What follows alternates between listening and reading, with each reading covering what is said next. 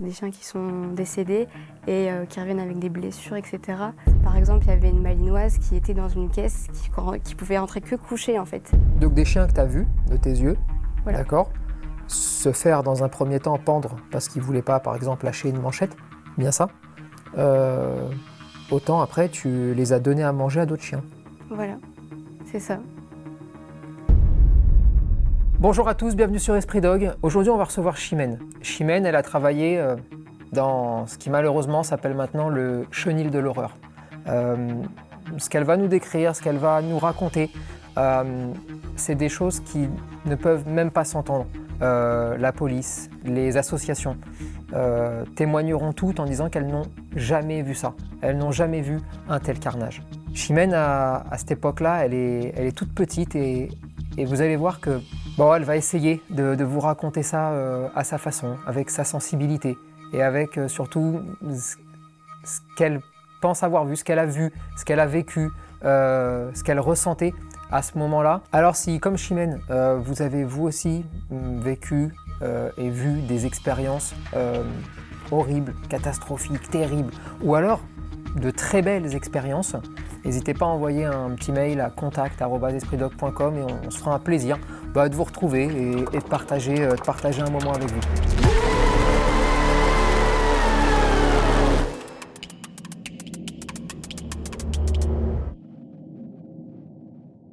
Chimène, avant de commencer, j'aimerais te souhaiter bon anniversaire. Merci. Parce que c'était hier. Oui. Ça te fait quel âge ? Ça me fait 20 ans maintenant. Toi, tu vas nous raconter quelque chose d'absolument fou parce que tu as eu la malchance de travailler dans ce qu'on appelle maintenant le chenil de l'horreur. De maltraitance animale maintenant dans la métropole lilloise. La gendarmerie a saisi une centaine de chiens.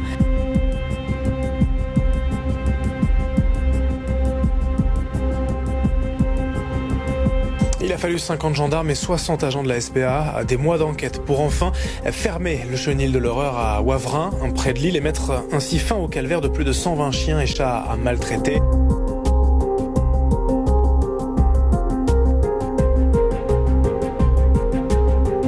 T'avais quel âge au moment où t'étais là-bas ? J'avais à peu près 16 ans. T'avais J'étais 16 ans ? en seconde quand ça s'est passé. Dis-moi Chimène, toi, ça a été toujours un rêve de bosser avec les animaux ? Oui, moi j'ai toujours aimé les animaux depuis que je suis petite. En fait, je suis quelqu'un déjà de base très sensible. Et la sensibilité avec les chiens, Ok. tu vois dans leur regard que en fait, ils te comprennent, etc. Et t'as pas besoin de parler. Et ensuite, j'étais au collège, j'aimais pas l'école, etc. Et au biais d'une amie, j'ai connu donc, le lycée où je suis rentrée. D'accord. Et c'était de l'alternance, donc tu faisais énormément de stages et tu allais une semaine sur deux à peu près à l'école. Ouais. Et tu pouvais emmener ton chien, etc. C'était... Ouais, donc là, tu t'es dit, c'est bingo, quoi. Ouais, là, C'est c'était parfait bingo. pour toi. Je savais pas dans quel métier je voulais le faire, mais je sais que c'était avec les animaux, avec les chiens. Et plus le temps passait, et plus vraiment j'ai eu la connexion avec les chiens, vraiment... T'avais pu faire, parce que moi, je me rappelle, mais ça, moi, je suis vieux maintenant, mais je me souviens, quand on était en troisième, je crois, on faisait un stage. Tu sais, on faisait un petit stage, alors on faisait pas grand-chose dans ce stage, mais tu sais, on faisait un stage d'une semaine, je crois, pour découvrir des métiers. T'avais pu le faire, toi, dans... Oui, moi j'ai fait un stage. Alors c'est très compliqué déjà de trouver des stages dans les élevages, etc. Ok. Et donc moi j'ai trouvé un élevage de chiens loups tchèques. D'accord. Et en fait c'était le stage pour dire est-ce que je vais vraiment partir là-dedans. Ok. Et durant ce stage j'avais la neige, j'avais la tempête, etc. C'était vraiment la période. Et en fait je suis ressortie chaque soir et j'ai dit à ma mère je veux vraiment le faire. C'est vraiment mon rêve, j'adore ça. Et ma mère elle a dit allez banco, on y va. Ah, c'est vrai, parce qu'en plus, en troisième, c'est le moment après où il va falloir choisir Voilà. dans quelle filière tu vas partir. Et quoi, en fait, après, juste après, c'est quoi ? C'est bac pro, c'est ça ? C'est ça, j'ai fait un bac pro conduite et gestion du secteur canin-félin. Eh ben, Donc voilà, et sur 3 ans. ça consiste en quoi, hormis un nom compliqué On apprend, donc on a aussi le côté bac général, donc Ouais. Les matières générales. D'accord. Et aussi le côté alimentation, éducation, connaître le chien, Chien, la chat reproduction. Ouais, Les chien deux et chat, mais D'accord. beaucoup plus le chien. D'accord. Donc on avait des périodes où on pouvait amener son chien pour pouvoir travailler, etc. Et franchement, c'était super intéressant. L'objectif, c'est quoi de ce bac pro? C'est de pouvoir devenir quoi? Éleveur après? C'était un diplôme qui nous permet d'être éleveur parce qu'on a la CACED, etc. D'accord. Mais c'est un plus parce qu'on pouvait après faire un BTS pour rentrer dans toutes les animaleries, etc. Donc c'est vraiment un truc de base vraiment hyper complet et c'est une clé en plus, quoi. Et Très donc bien. on avait plusieurs stages. Ouais. Donc il y a le stage permanent D'accord. qui était en élevage où on devait faire des rapports, etc. dessus. Ouais. Et on avait les stages en éducation, en toilettage, chez les vétérinaires, etc. C'était vraiment D'accord. hyper complet. Et donc là, toi, tu débarques, tu vas devoir rechercher un maître de stage? C'est ça. Donc j'ai fait des recherches de stage, etc. Et en fait, c'était un élevage qui aussi récupérait des chiens qui ont déjà mordu des gens, etc. pour les rééduquer et les placer en gendarmerie, etc. Ok, donc ça veut dire que dès que tu as fini ta troisième, tu pars en bac pro. Voilà. Bac pro, tu dois donc retrouver un élevage, un stage, sur 3 ans, c'est ça normalement, hein? Oui, Ok, toujours le même. voilà. Ok, et là tu te mets à chercher et tu trouves un élevage où ils font donc de la récupération de chiens agressifs, Voilà. en tout cas qui ont déjà mordu, etc., pour après les replacer aussi en police, gendarmerie, c'est ça? C'est ça. D'accord. Le premier jour où tu arrives, il se passe quoi? Qu'est-ce que tu te dis? On te fait visiter moi, déjà? je suis contente. Ouais. Alors déjà, il y a le premier, un jour avant le stage, où on nous fait visiter, on nous explique qu'est-ce qui va se passer, etc. Et moi, j'étais contente, quoi. Je me dis, ça y est, ça commence, etc. Et moi, je vois pas le mal derrière tout ça. Je sais pas quelles sont les normes. Je ne sais pas connaître un chien, la langue qu'il a, etc., les signaux que ça envoie. Je connais rien du tout. D'accord. Donc, moi, je suis contente sur le coup Ok. et voilà. Ça consiste en quoi tes tâches au quotidien? Alors, Qu'est-ce qu'on va te demander de faire? au matin, on commençait par le nettoyage. En fait, la plupart des élevages commencent par ça, le nettoyage dès le matin. Des box? Voilà, des box, etc. Ensuite, on sortait les chiens 20 minutes par jour D'accord. de leur box. Chien de l'élevage, hein? Voilà, c'est ça. D'accord. Hein. Et après, on allait dans une usine désinfectée pour pouvoir travailler les chiens. Enfin, moi, j'observais ou parfois souvent j'étais en nettoyage parce que c'était des lieux très insalubres, etc. Il y avait des bouts de verre, etc. Et donc les chiens travaillaient là. Et ensuite, le soir, on devait mettre les chiens dans des espèces de petites caisses qui n'étaient pas adaptées. Par exemple, il y avait une malinoise qui était dans une caisse qui pouvait entrer que couchée, en fait. Et donc, on la rentrait, etc. Et elle dormait toute la nuit là-dedans. Une femelle reproductrice? Voilà. D'accord, ok. Et toi, j'imagine que même si tu n'es pas une experte, même si c'est la première fois pour toi, il y a forcément quand même des choses qui vont te taper à l'œil. Tu sais, tu me parles de bouts de verre au sol. Qu'est-ce qui va t'intriguer au départ? À quel moment tu vas te dire, c'est bizarre? Au début, en fait, on m'explique que vraiment les chiens, il faut vraiment être ferme avec eux, sinon tu te fais bouffer, etc. Et en fait, moi, je suis quelqu'un de très douce et c'est pas du tout mon truc. Et en fait, du coup, c'était très compliqué avec mes maîtres de stage parce qu'on me disait, mais vas-y, tant pis si le chien il veut pas rentrer, tu le forces, etc. Et ça me mettait déjà très mal à l'aise. Et ensuite, vous voyez aussi l'usine désinfectée qui était vraiment les gros bouts de verre, etc., qu'il y avait partout, etc. Et il y a un moment, ça m'a beaucoup marqué. C'était donc dans l'usine, il y avait des chaînes qui étaient accrochées au mur. Et donc il y avait des chiens qui étaient accrochés à ces chaînes. Et au milieu de la salle, il y avait quelqu'un qui faisait du mordant avec un chien. Et ça permettait des chiens qui étaient accrochés aux chaînes donc d'être énervés par... Mais attends, accroché aux chaînes, tu es en train de me dire que les chaînes, elles étaient au plafond? Elles étaient sur les murs. Elles étaient sur les murs, Voilà. d'accord. Tous les chiens étaient attachés sur les murs. Voilà. Et quelqu'un les excitait, c'est ça?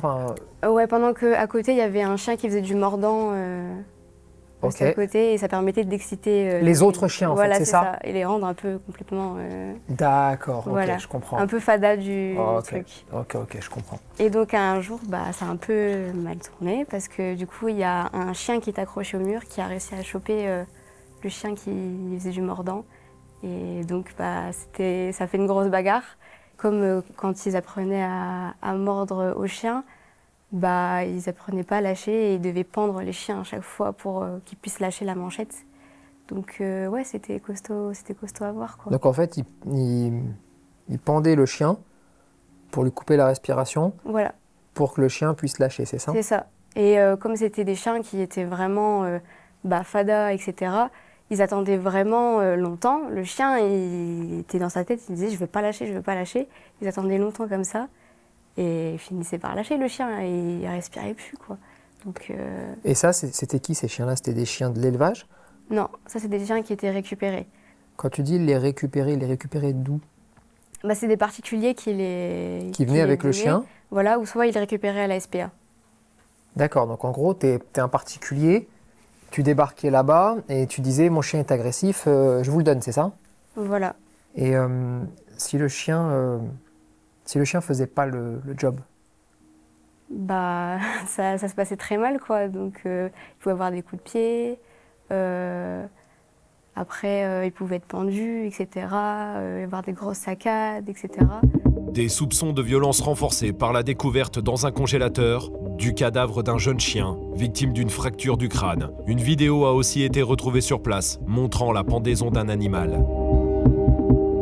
Tu as donné de la viande à ces chiens? Oui, j'ai donné de la viande. Alors c'était dans des gros tonneaux. Et en fait, c'était chaque semaine, ils donnaient les gros tonneaux, etc. Et moi, j'avais des boules de viande à faire. Et je crois qu'on devait mettre du vermifuge, c'était des poudres ou je ne sais quoi. Et j'ai fait des boules de viande et je les donné aux chiens, tout simplement. Ok. Jusque-là, ça va, tu vois. Jusque-là, c'est pas très grave. Tu pensais que c'était du barf, toi, au début, hein? Oui, en fait, c'était une odeur de cadavre, mais rien de spécial.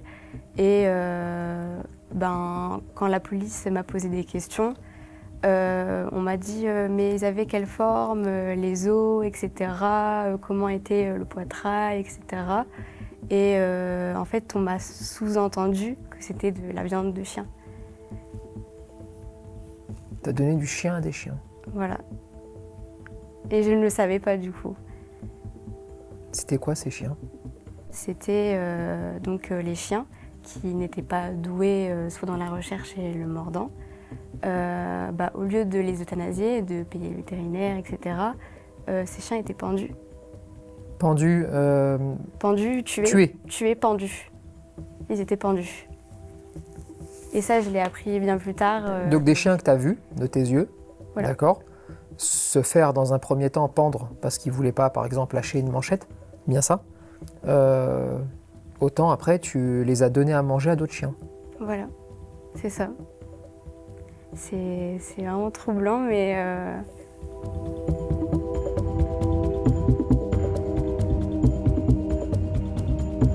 Lorsque les animaux n'étaient pas assez performants, explique la gendarmerie, les protagonistes auraient pris l'habitude de les tuer, de façon particulièrement cruelle, comme la pendaison. Une source nous a indiqué que les propriétaires coupaient alors le chien à la hauteur du garrot, sortaient la puce électronique et la réinjectaient à un autre chien.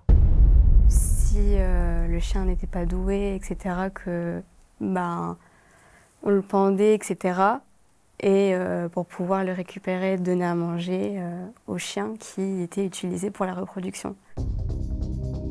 Aujourd'hui, Payette va bien, mais il y a 2 ans, après un séjour de moins d'une semaine au chenil de Wavrin, Natacha, sa propriétaire, avait du mal à la reconnaître. Quand je l'ai récupérée, elle était toute maigre, plein de puces, elle était dans un box sans gamelle, plein de diarrhée, dans un coin, et même comment elle appelait la tarée parce qu'elle avait peur. Par exemple, comme dans la pension, il y a énormément de propriétaires qui portaient plainte parce que, t'imagines, tu pars de vacances, tu laisses ton chien et tu reviens, il est Il y a plus le complètement chien. déshydraté, Il y a des gens qui n'ont pas retrouvé le chien? Des chiens qui sont décédés et qui reviennent avec des blessures, etc. Donc en fait, tu ramènes ton chien à la pension, tu pars en vacances et tu retrouves plus le chien parce qu'il est décédé. Et le pire dans tout ça, c'est qu'en plus, il a été mangé par un autre chien après, quoi. J'avais confié mon chien, un malinois, à cette pension en juillet, raconte un autre plaignant. Quand j'ai appelé, une dizaine de jours plus tard, pour prendre des nouvelles, on m'a appris que mon chien était mort, depuis 2 jours. Même sur le moment, quand toi tu penses donner de la viande, du barf, tu vas poser la question de savoir, par exemple, pourquoi tel type d'aliment, pourquoi cet aliment-là et pas un autre, pourquoi on donne ça? Alors, il faut savoir qu'avec ces maîtres de stage-là, j'avais beaucoup de mal à poser des questions, même si je suis quelqu'un, quand je suis intéressée, j'aime bien poser des questions, etc. Mais j'avais vraiment beaucoup de mal avec la relation avec les maîtres de stage parce que c'était des personnes assez bourrues avec les chiens. Et en fait, je suis à peine arrivée qu'on m'a dit « mais allez, fais ça, ça, ça, ça », comme si que je m'y connaissais. Et j'avais beaucoup de mal à poser des questions, etc. Et c'était vraiment du fais ça et pose pas de questions, et voilà. Donc moi, innocemment, j'ai fait les choses, quoi. Donc t'as jamais su pourquoi tu donnais ça, en fait? Non. Il se passe quoi, là, dans ta tête, quand t'apprends ça? J'ai l'impression d'avoir participé activement à ce qui s'est passé, quoi. Pourtant, c'est la petite fille qui a 16 ans qui a réalisé tout ça, qui s'en rendait pas compte. Et c'est comme si tu étais à Disneyland, etc. T'apprenais plein de trucs et du jour au lendemain, t'apprends l'envers du décor. Et tu te dis, moi, là, j'étais dans ça. Il y a des choses que faut se rendre compte. Par exemple, quand je nettoyais la maternité, quand il y avait des malinois, des chiots, je devais les mettre dans des petites cages de transport, mais mettre beaucoup de chiots dedans. Donc on devait les mettre carrément à la verticale, la cage, pour pouvoir faire passer tous les chiots. Donc prendre par la peau du cou, mettre tous les chiots, après essayer de fermer pour pouvoir nettoyer. Et j'ai vu qu'une seule saillie, et c'est une saillie qui m'a traumatisée. Donc c'était 2 golden. Il y avait une femelle qui était accrochée à des barreaux du chenil. Ouais. Et donc elle était vraiment attachée de très très court, quoi. Elle ne pouvait pas bouger. Et en fait, leur manière de faire, c'était quand la femelle a ses chaleurs, de la faire saillir plusieurs jours. Et au lieu d'aller chez le vétérinaire, de voir quand est son pic de progestérone, etc., de la faire saillir tous les jours, etc. Ok, en l'attachant. Et donc en l'attachant, et ils ont forcé le mâle à monter la femelle. Donc là, tu as un chien qui est attaché au barreau. Oui. Ils ramènent le mâle et ils vont forcer la femelle, qui peut plus bouger, qui peut plus rien faire, à se reproduire. Plusieurs fois, jusqu'à ce que elle n'a plus ses chaleurs, que c'est sûr qu'elle est gestante. Oui, donc etc. au moins une fois par jour, enfin tous les jours en tout cas, Ouais. ils vont ramener le mâle pour... Voilà. Ok. Tu racontes ça à l'école ou pas? Tu leur pas parles un peu de ce que forcément. tu vois? En fait, avant que... Il y a toujours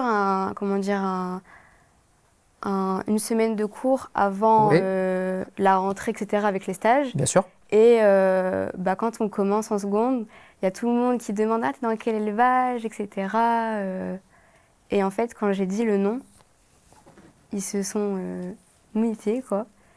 Les élèves ou les profs? Les élèves. D'accord. Et en fait, il faut savoir que aussi mes maîtres de stage, il y a certains qui ont été dans l'école où j'étais. Donc ils étaient assez connus. Et Tes maîtres de stage ont fait l'école que tu as fait toi, c'est ça? Ouais, ceux du chenil, hein, c'est ça? Ouais, c'est ça. D'accord. Ok. Et en fait, ils m'ont dit bonne chance, tout simplement. Les élèves. Voilà. Et je me suis dit. Qui étaient plus grands que toi, c'est-à-dire Voilà. ils étaient une classe au-dessus, 2 classes au-dessus, Ouais. c'est ça? Hein?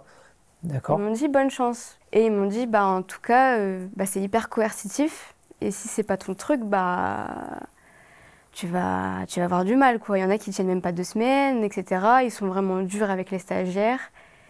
C'est pas dur, là. Hein. Je me permets, hein, si je donne ton chien à un autre chien à manger, je suis pas dur, hein, je dois aller en prison. Hein.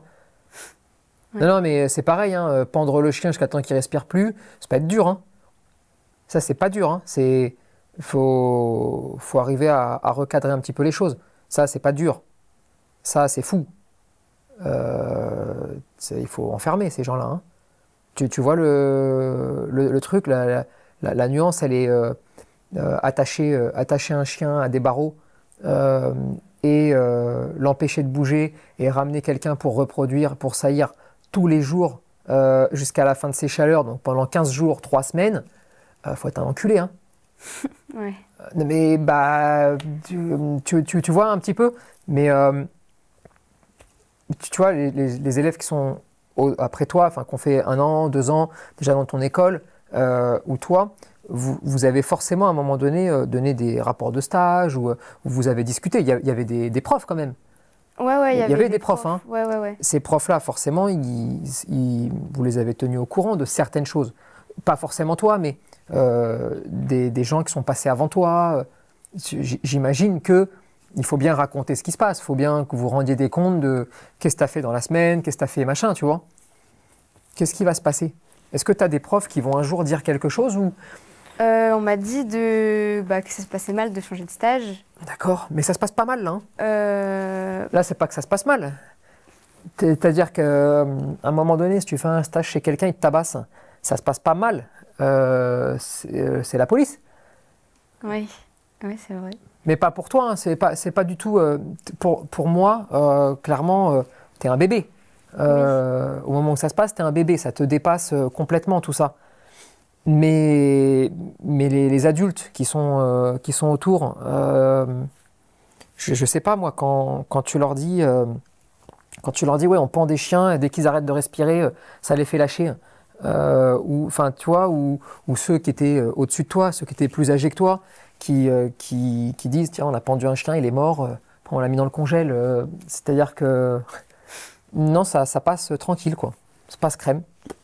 C'est du coercitif pour eux. Mais c'est pas coercitif. Et en fait, en gros... mais quand tu tues, c'est-à-dire que... Partir du stage, quoi, qui était la seule solution, quoi, pour l'instant en tout cas. Et peut-être que moi, j'ai pas aussi vraiment parlé à des adultes. Et j'ai peut-être aussi minimisé les faits. Et il y a des stagiaires qui aussi ont participé dans le fait de porter plainte, etc. Ça me perturbe un petit peu toujours, ces trucs-là. Parce que là, on parle pas de rien quand même, tu vois. On parle de 122 chiens quand même. Hein. 122 chiens, ça se voit. C'est-à-dire que de l'histoire de la SPA, beaucoup n'ont même pas le souvenir de pouvoir raconter ce qu'ils ont vu dans toute leur vie. C'est-à-dire que ce qu'ils ont vu là ne s'est jamais produit.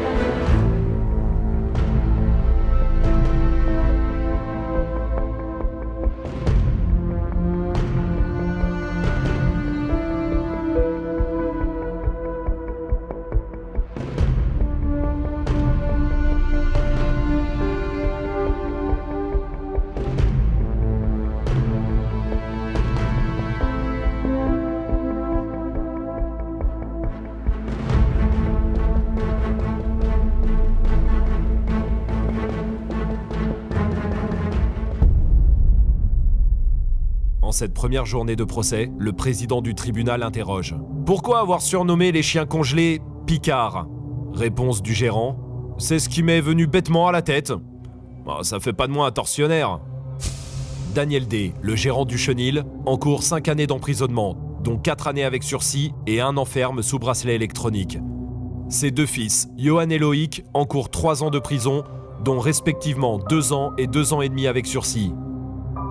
Quelques mois de prison avec sursis sont aussi requis contre la belle-fille du gérant, poursuivie pour la gestion de son élevage, et Frédéric J., ex-vice-présidente de l'association Berger Belge en détresse. Cette dernière est soupçonnée d'avoir détourné de l'argent en vendant des chiens aux pères de famille. 3 d'entre eux ont été condamnés pour sévices graves et actes de cruauté. Le père de famille a écopé d'une peine de 3 ans de prison ferme, dont 2 avec sursis, assortie d'une interdiction de détenir un animal pendant 5 ans, et d'une interdiction définitive d'exercer une profession en lien avec des animaux. Johan D., un des 2 fils, a quant à lui été condamné à 2 ans d'emprisonnement avec sursis et une interdiction définitive d'exercer une profession en lien avec des animaux. Enfin, Loïc D., le 2e fils, a été condamné à 18 mois d'emprisonnement avec sursis, une interdiction de détenir un animal pendant 2 ans et une interdiction définitive d'exercer une profession en lien avec des animaux.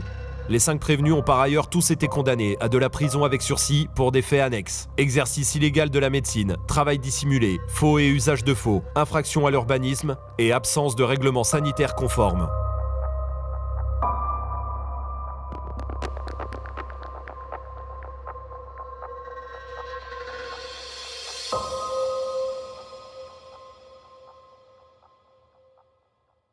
Si là on me dit on n'a rien vu, je sais plus moi, tu vois, après, j'arrive jamais trop à m'expliquer ou à comprendre comment ça peut exister, mais surtout comment ça peut être cautionné en tant qu'adulte. Comment tu sors de tout ça quand tu finis? En fait, c'était vraiment le stage qui en plus m'a complètement mis de l'autre côté par rapport à la vérité sur les chiens, etc. C'est dur, quoi. Et on te dit, bah non, mais c'est normal, c'est le job, c'est le chien, c'est comme ça. Au moment où tu changes de stage, que tu te rends compte que c'était pas ça, ouais, là tu te dis, ah oui, c'est quand même mieux le monde du chien, en fait, il y a quand même des bonnes choses. Et si j'avais vécu tout ce que j'ai vécu, mais avec mon expérience, je me serais peut-être rendu un peu plus compte de ce qui se passait, quoi. Et c'est bien après que je vais apprendre l'envers du décor. C'est le jour où je vais avoir un appel. Bonjour, c'est la police. C'est à propos de l'élevage où tu as été. Donc c'était quand j'étais en première, je crois, ou en terminale, qu'on m'a appelée. Et on m'a posé énormément de questions par rapport à l'élevage. Et j'ai dû faire un plan de l'élevage parce qu'ils vont faire une opération pour rentrer, récupérer les gens, etc. Et il faut savoir que ces chiens sont agressifs. Donc si tu dis pas il y a tel chien dans telle pièce, tu joues un peu avec la vie des policiers, tout ça. Donc j'ai dû faire un plan, dire quel chien il y avait, etc. Quand on me dit ça, je dis c'est pas possible. C'est faux, c'est pas possible. Aujourd'hui, tu fais quoi? Je suis en recherche d'emploi. Aujourd'hui, t'en tires quoi de toute cette expérience, de tout ce que tu as vécu? Je suis quelqu'un un peu bisounours, donc j'ai quand même du mal à me dire qu'il y a encore aujourd'hui dans le monde des gens qui sont mauvais, mais juste pour être mauvais, et que ça leur fait du bien en fait de faire du mal aux gens ou aux animaux. Et je me rends compte que faut pas faire confiance aux gens comme ça, qu'il faut dire aussi quand quelque chose nous tilte un peu, etc. Il faut vraiment pas hésiter, quoi. Écoute, déjà merci d'être venu. J'espère surtout, vraiment, je te souhaite de te reconstruire.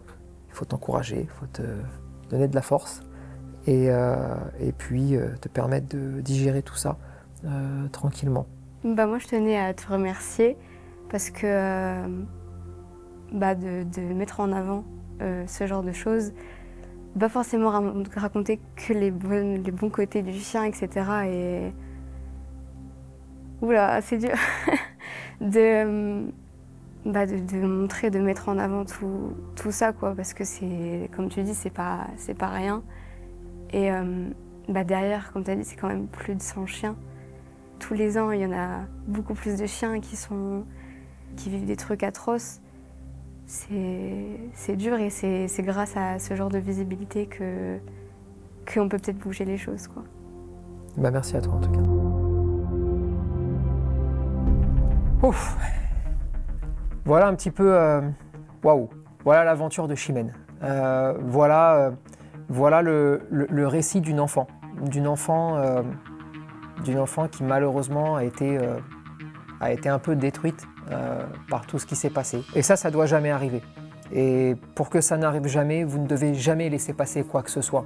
Et c'est aussi le rôle des adultes, c'est aussi le rôle de tous ceux qui peuvent peut-être changer les choses, de se dire qu'on ne doit pas laisser passer ce genre de choses. Et même si ça ne plaît pas à tout le monde, il faut impérativement que ceux qui doivent prendre des décisions les prennent pour accompagner les enfants ou les jeunes adultes ou les ados vers un monde meilleur et pas les détruire avant même qu'ils n'aient commencé leur vie en fait.